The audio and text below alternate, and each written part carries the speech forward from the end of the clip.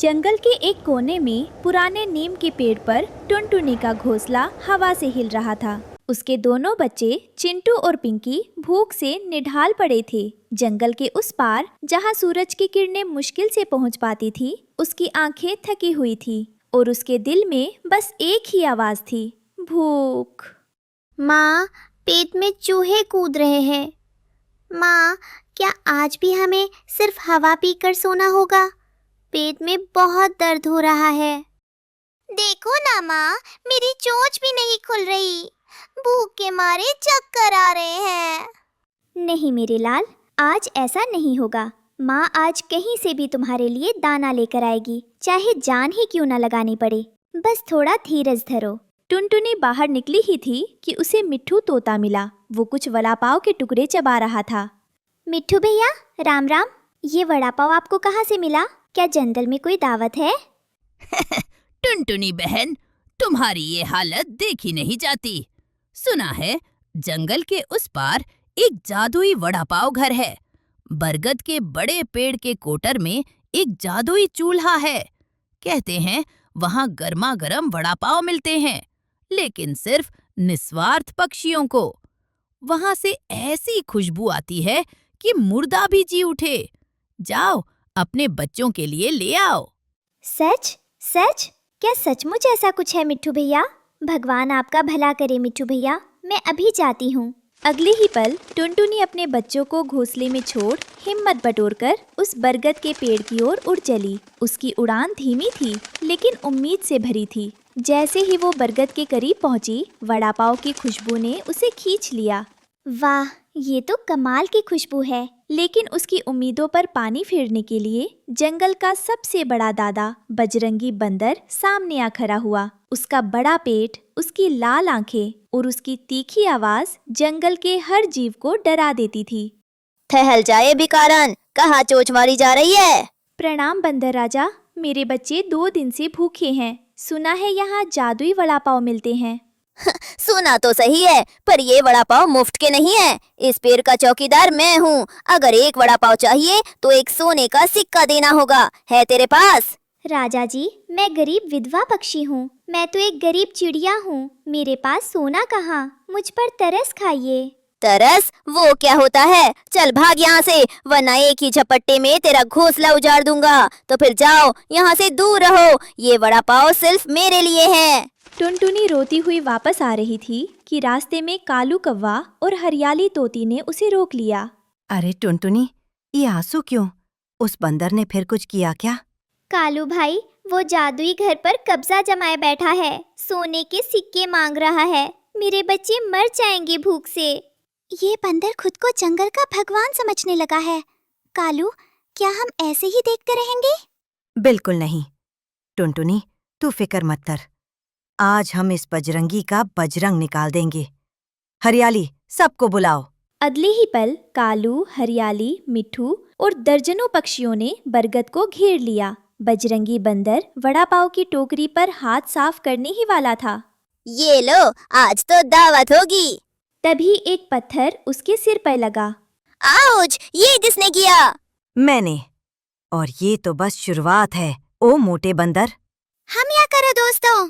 पक्षियों ने एक साथ बजरंगी पर चोंच मारना शुरू कर दिया। बजरंगी इधर उधर भागने लगा। बचाओ, मेरी पूंछ छोड़ो। अरे मेरी आंखें। ठीक है, मैं जा रहा हूँ, पर याद रखना, ये चूल्हा अब किसी को खाना नहीं देगा। बजरंगी ने जाते जाते गुस्से में जादुई चूल्हे पर एक बड़ा पत्थर दे मारा। चूल्हा अचानक काला पड़ गया और धुआं निकलने लगा। सभी पक्षी उदास हो गए। हे भगवान, बंदर ने तो जादू ही खत्म कर दिया। अब वड़ा पाव कैसे निकलेंगे? टुनटुनी धीरे से चूल्हे के पास पहुंची। उसकी आंखों से गिरता हुआ एक आंसू चूल्हे की गर्म राख पर गिरा। हे जादुई शक्ति, अगर मेरी मनता सच्ची है तो मेरे बच्चों को भूखा मत रहने देना।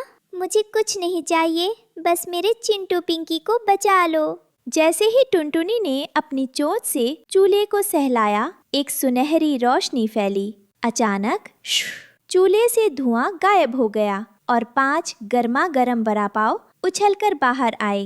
वाह माँ, देखो खाना। देखा दोस्तों, जादुई घर को नफरत ने बंद किया था, पर टुनटुनी के प्यार ने उसे फिर खोल दिया। टुनटुनी बहन, आज से तू इस घर की मालकिन है। और बजरंगी, वो तो अब इस इलाके में दिखने की हिम्मत भी नहीं करेगा। टुनटुनी चिड़िया ने अपने बच्चों को गले लगा लिया और पूरे जंगल के पक्षियों के साथ वड़ा पाव की दावत मनाई।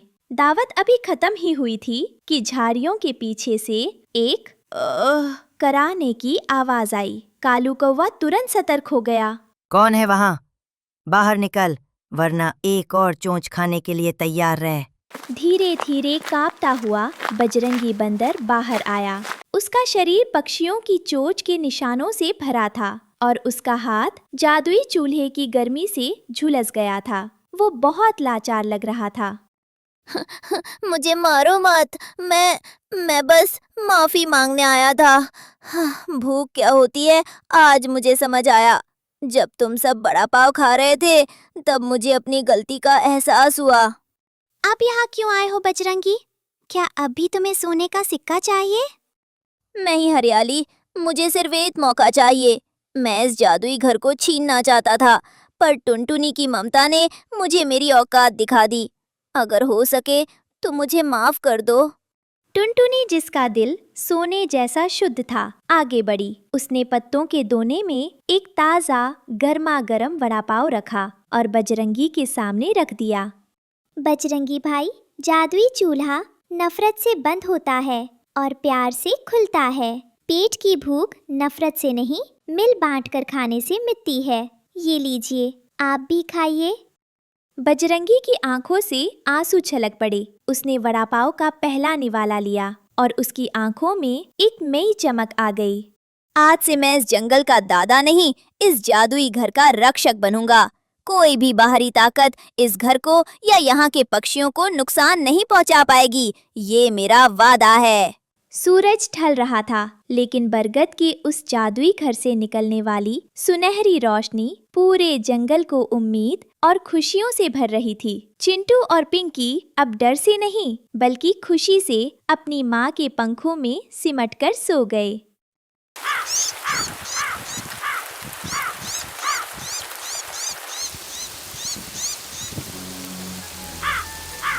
बहुत समय पहले की बात है। सुंदरवन में टुनटुनी चिड़िया अपने पति कालू कौवे के साथ रहती थी।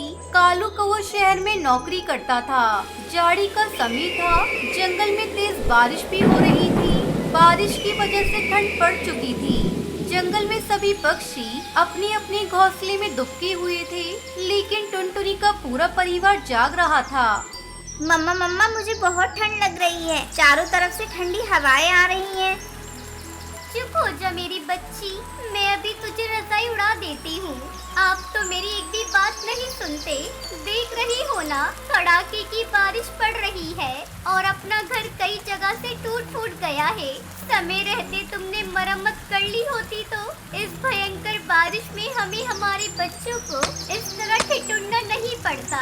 सारे पक्षी आराम से अपने अपने घरों में सो रहे हैं और हम हैं जो इतनी रात को जाग रहे हैं। अब मुझसे ये ठंड और बर्दाश्त नहीं हो रही है। चलो बबली कबूतरी के घर चलते हैं। उसका घर लकड़ी का है और तो और उसने ठंड से बचने के लिए अपने घर में हीटर भी लगा रखा है। तब तक आप लोग कमेंट पे बताएं 90 + 67 कितने होते हैं। बात तो तुम्हारी ठीक है टुनटुनी, लेकिन बबली कबूतरी अपने घर में हमें रहने देगी? उसका पति तो मुझे बिल्कुल भी पसंद नहीं करता। तुम बेकार में चिंता कर रहे हो। मैं उसके घर गई थी। उसका पति किसी काम से दिल्ली गया हुआ है और महीने भर बाद लौटेगा। तो ठीक है, चलो हम बबली के घर चलते हैं। टुनटुनी चिड़िया अपने पति और बेटी के साथ बबली कबूतरी के घर जाती है। बबली बहन, ओ बबली बहन, जल्दी से दरवाजा खोलो, हमें तुम्हारी मदद चाहिए। क्या बात है टुनटुनी, इतनी बारिश पड़ रही है, मैं दरवाजा खोलकर बाहर नहीं आ सकती। बबली बहन, बारिश की वजह से ठंड बहुत बढ़ गई है। मेरा घर जगह जगह से टूटा फूटा है। ठंड के मारे हमें नींद नहीं आ रही है। कृपया करके अपने घर में थोड़ी सी जगह दे दो। टुनटुनी, तुम कहीं और जाकर अपना इंतजाम करो। मेरे घर में बिल्कुल भी जगह नहीं है। मेरे यहाँ बहुत मेहमान आए हैं। ये तुम क्या कह रही हो बबली बहन? मैं बहुत आस लेकर तुम्हारे घर आई हूँ। एक रात के लिए हमें अपने घर में रहने दो। लेकिन बबली कबूतरी टुनटुनी की बातों को कोई जवाब नहीं देती। फिर टुनटुनी सुंदरी के घर जाती है। अरे सुंदरी, जल्दी से दरवाजा खोलो, बाहर बहुत ठंड है। आज की रात हमें अपने घर में थोड़ी सी जगह दे दो। ये क्या टुनटुनी, आधी रात को तुम मेरे घर क्या करने आई हो? क्या बताओ सुंदरी बहन, मेरा घर जगह जगह से टूट गया है। ठंडी हवा उससे होकर घर के अंदर आ रही है, जिसके कारण हमें नींद भी नहीं आ रही थी। बस आज की रात मुझे अपने घर में रहने के लिए थोड़ी सी जगह दे दो। मैं कल सुबह ही चली जाऊंगी। तुम्हें तो पता है ना टुनटुनी कि मैंने भी अपने घर की अभी तक मरम्मत नहीं की है। अगर तुम लोगों को अपने घर में रहने के लिए मैंने जगह दे दी तो मेरा घर भी टूट जाएगा। अब तुम यहाँ से जाओ, तुम्हारी बकबक सुनकर मेरे बच्चे जाग जाएंगे। सुंदरी बहन, मुझ पर रहम करो, मेरी बेटी ठंड से कांप रही है। टुनटुनी, तुम मुझे माफ कर दो, मैं तुम्हारी कोई मदद नहीं कर सकती। इतना कहकर सुंदरी अपने घर का दरवाजा बंद कर देती है। इतनी ठंड में अब हम लोग कहाँ जाएंगे जी? मेरी तो कुछ समझ में नहीं आ रहा है। टुनटुनी, तुम रोना बंद करो। मैं जब शहर से आ रहा था तो रेल की पटरी पर मैंने बहुत लकड़ियाँ पड़ी देखी थी। वहाँ एक बरगद का पेड़ भी था। चलो हम लोग चलकर उसी पेड़ पर लकड़ी का घर बनाते हैं। कालू कौवा अपने पूरे परिवार को लेकर उस ट्रेन की पटरी पर पहुंचता है और बरगद के पेड़ पर लकड़ी का घर बनाने लगता है। कुछ घंटों की मेहनत के बाद लकड़ी का घर तैयार हो जाता है।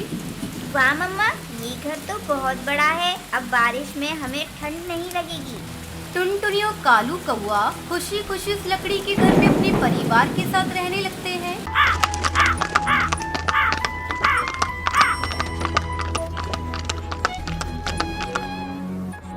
रामपुर के जंगल में कालू कौवा अपनी पत्नी टुनटुनी के साथ रहता था। उसके 2 बच्चे थे, पिंकी चिड़िया और सुनहरी चिड़िया। कालू कौवा अपने खेत में तरह तरह की सब्जियां उगाया करता था। बाजार में जिस सब्जी की ज्यादा डिमांड होती, कालू उसी सब्जी की खेती करता। एक दिन उसकी पत्नी टुनटुनी उससे कहती है, अजी सुनते हो, आज बाजार से प्याज खरीद कर लेते आना। घर में रखा सारा प्याज खत्म हो गया है। तुम तो सारी सब्जियां उगाते हो, बस प्याज ही खेत में नहीं उगाते। बस भाग्यवान, अब और कितना बोलोगी? खेत से आते समय प्याज खरीद कर लेता आऊंगा। मेरा भोजन एक पोटली में बांध कर मुझे दे दो। तब तक आप लोग कमेंट पे बताएं 78 into 4 कितने होते हैं। कालू कौवा भोजन लेकर खेत पर चला जाता है। दिन भर खेत में काम करने के बाद शाम को वो बाजार जाता है। क्यों भैया, कितने रुपए किलो प्याज दे रहे हो? अरे कालू भाई, आज बाजार में प्याज का भाव 100 रुपए किलो चल रहा है। क्योंकि आप मेरे अपने हैं, इसलिए आपको 80 रुपए किलो लगा दूंगा मैं। बाप रे बाप, ये प्याज कब से इतना महंगा हो गया? मुझे तो पता ही नहीं चला। ऐसा करो भैया, मुझे 1 किलो प्याज दे दो। बिना प्याज लिए घर गया तो मेरी पत्नी आज मुझे भोजन नहीं देगी। कालू कौवा प्याज लेकर घर आता है। अरे ओ सुनहरी की माँ, ये लो प्याज। सब्जी में थोड़ा थोड़ा ही डालना, बहुत महंगे मिले हैं। सोच रहा हूँ इस बार मैं भी अपने पूरे खेत में केवल प्याज की खेती करूँ। अगर मैंने पिछली बार प्याज की खेती की होती तो आज मुझे बहुत अच्छा मुनाफा होता। मैंने तो तुमसे कितनी बार कहा था कि अपने खेत में प्याज की खेती करो। पूरे साल प्याज की डिमांड रहती है, क्योंकि बिना प्याज की कोई सब्जी अच्छी बनती ही नहीं। चाहे कितना भी महंगा हो जाए, प्याज तो सभी घरों में आता है। तुम्हारी बात सही है भाग्यवान, मैं कल ही शहर से प्याज के बीज खरीद कर लाऊंगा। अगले दिन कालू कौवा शहर से प्याज के बीज खरीद कर लाता है और अपने खेत में बिखेर देता है। 1 महीना गुजर गया। एक दिन टुनटुनी भोजन बना रही थी, तभी कालू कौवा वहाँ आता है। टुनटुनी, तुम्हारे पास कुछ पैसे हो तो मुझे दे दो। खेत में खाद डालना है और मेरे पास पैसे बिल्कुल भी नहीं है। मम्मी, मुझे भी पैसे चाहिए। स्कूल में टीचर बोल रही थी स्कूल फीस जमा करने को। अरे कहाँ से दूं मैं तुम सबको पैसे? मेरे पास जो थोड़े बहुत पैसे थे उसे तो मैंने घर खर्च में लगा दिया। अब मेरे पास ले देकर एक मंगलसूत्र है मैं इसे किसी कीमत पर नहीं दूंगी। मेरी मानो तो तुम कहीं से उधार ले लो। बस कुछ ही दिनों की बात है टुनटुनी, तू मुझे अपना ये मंगलसूत्र कुछ दिनों के लिए दे दे। मैं इसको गिरवी रखवा कर खाद खरीदूंगा। फिर जैसे ही प्याज की फसल बेचकर पैसे आएंगे, मैं तेरा ये मंगलसूत्र तुझे वापस कर दूंगा। और माँ, मेरे स्कूल की फीस कब जमा करोगी? मैं स्कूल नहीं जाऊंगी। मेरी बच्ची तू रो मत, मैं अभी रंगीली काकी के यहाँ जाकर कुछ पैसे उधार लाती हूँ, तेरी स्कूल फीस जमा कर दूंगी। टुनटुनी कालू कौवे को अपना मंगलसूत्र दे देती है। कालू कौवा मंगलसूत्र गिरवी रखकर खाद लाता है और अपने खेत में डालता है।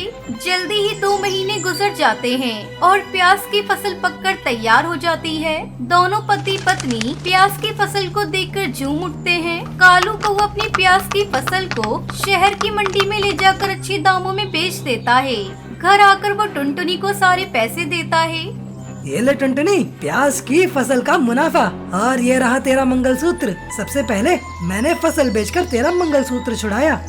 ढेर सारे पैसों को देखकर टुनटुनी चिड़िया बहुत खुश होती है। अब मैं इन पैसों से अपने सारे सपने पूरे करूंगी।